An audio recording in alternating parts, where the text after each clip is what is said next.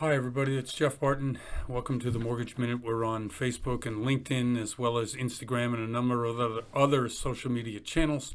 Let's get right to it. The interest rate, 30-year fixed rate interest rate. Today, the average is 5.90%, under 6%. The 15 years at 5.25.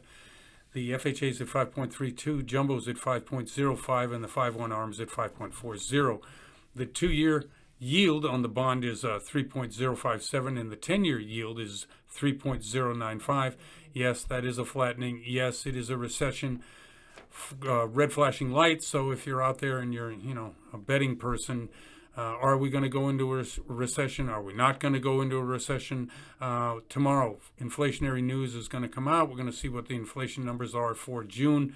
I'm not really anticipating much of a change from last month, other than it may look a little better in comparison because it didn't go up any more, or it went down just a little bit less.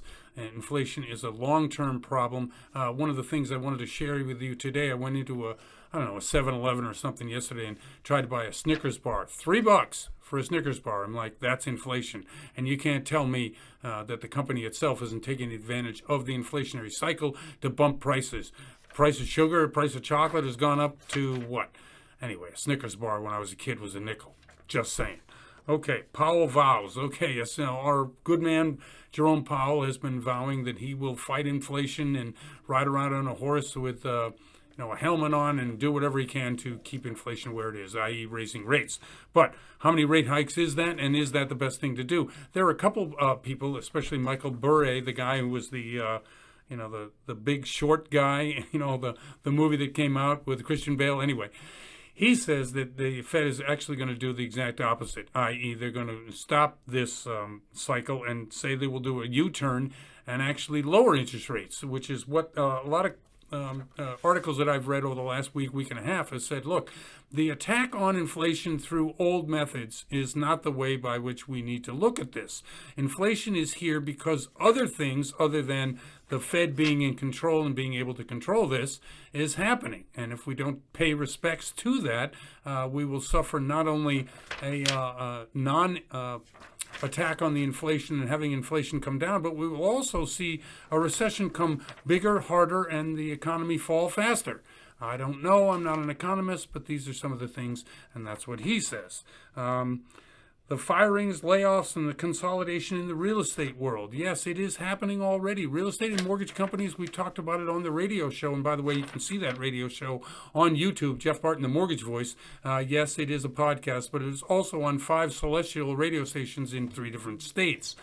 Okay, so real estate companies and mortgage companies have seen a lot of layoffs, and we're going to continue to see the consolidation in that sector, i.e. companies merging, trying to figure out a different way by which they can do business without increasing their overhead. I got a call today from a company who was looking to have me move my license from where it currently is to them if they supply me with leads. Now, this is an old way by which you can guarantees real estate agents that aren't doing that well are going to take a hard look at it. Me, I'm not in that way, but this hasn't really happened in the last 5 years. Why? Because real estate interest rates have been low, and so business really just walked in the door. Same thing with mortgages. It's not that way anymore, so we're really seeing a sea change, a tide, of whatever you call it, change in the real estate and mortgage industries. Okay, let's see. Right, Kramer, I don't know if you ever watch Mad Money on CNBC, but he says, and I kind of agree with him, that inflation is down every aisle. And what that means is there isn't a product or a thing that you can buy based on Amazon, based on Walmart, based on any of these companies that isn't affected by inflation, and that the price of everything has gone up. My little Snicker bar story is a perfect example of that.